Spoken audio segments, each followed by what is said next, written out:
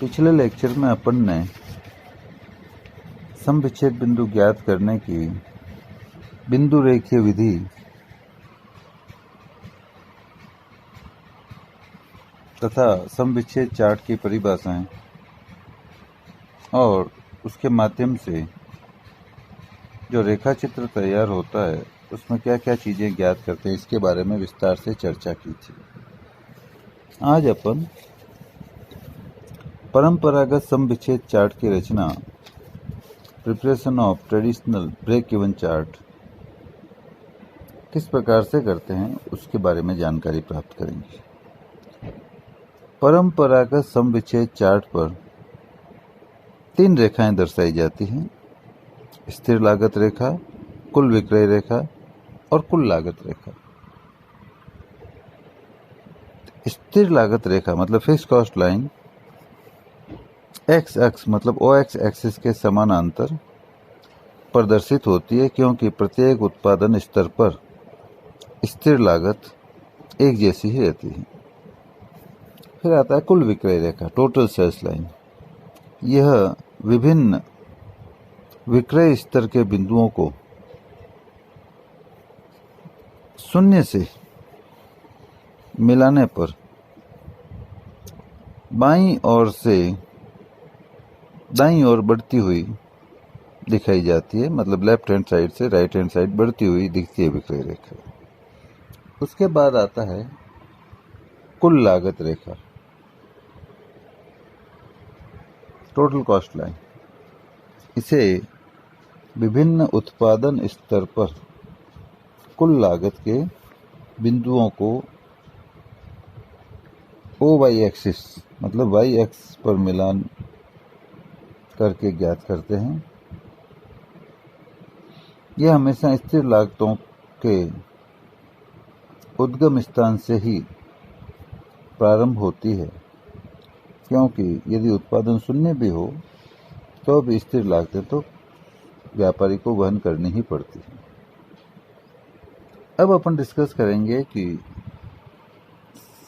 रेखा चित्र तैयार करने के लिए या सम विच्छेद चार्ट तैयार करने के लिए क्या विधि अपनाई जाती है। 5 इसमें स्टेप्स हैं। सबसे पहले क्षैतिज अक्ष मतलब OX एक्सिस पर कुल उत्पादन और बिक्री की मात्रा के संबंध में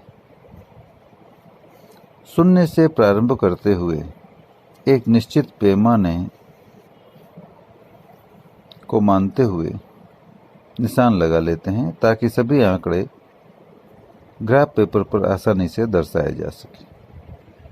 इसके बाद सेकंड पॉइंट है Y एक्सिस, जिसको OY एक्सिस बोलते हैं, जिसको हिंदी में लंबवत अक्ष बोलते हैं। उस पर निश्चित पैमाने से राशि में शून्य से शुरू करते हुए लागत और बिक्री के लिए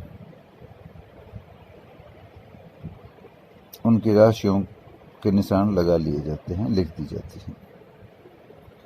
फिर तीसरे स्टेप में कुल स्थिर लागत की जितनी राशि है उसकी राशि पर लंबवत अक्ष मतलब OY एक्सिस पर निशान लगाकर क्षैतिज अक्ष मीन्स OX एक्सिस के समानांतर एक स्थिर लागत रेखा दर्शा दी जाती है। और इसके बाद फोर्थ स्टेप में विभिन्न उत्पादन मात्रा पर लगने वाली कुल लागत के बिंदुओं को दर्शाकर कुल लागत रेखा खींचते हैं। यह स्थिर लागत के उद्गम स्थान से ही प्रारंभ होती है, जैसा कि पहले भी अपन डिस्कस कर चुके हैं। और लास्ट में शून्य से प्रारंभ करके विभिन्न विक्रय की मात्राओं पर विक्रय होने वाली राशि के बिंदु लगाकर कुल विक्रय रेखा खींच दी जाती है। यह काम जैसे ही पूरा होता है उसके बाद, जैसा कि हम ऊपर डिस्कस कर चुके हैं कि यह विक्रय रेखा जिस बिंदु पर कुल लागत रेखा को स्पर्श करती है या काटती है उसे अपन ब्रेक इवन पॉइंट या सम विच्छेद बिंदु कहते हैं। और ये रेखा चित्र हानि या लाभ का क्षेत्र, संयोग का कोण, सुरक्षा सीमा इत्यादि को प्रदर्शित करता है।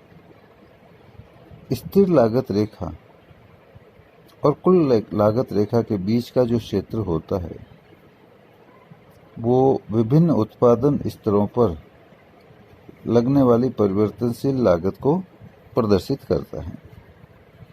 ये सम विच्छेद चार्ट बनाने की विधि हुई। अब अपन एक उदाहरण लेते हैं जिसकी सहायता से सम विच्छेद चार्ट बनाते हैं।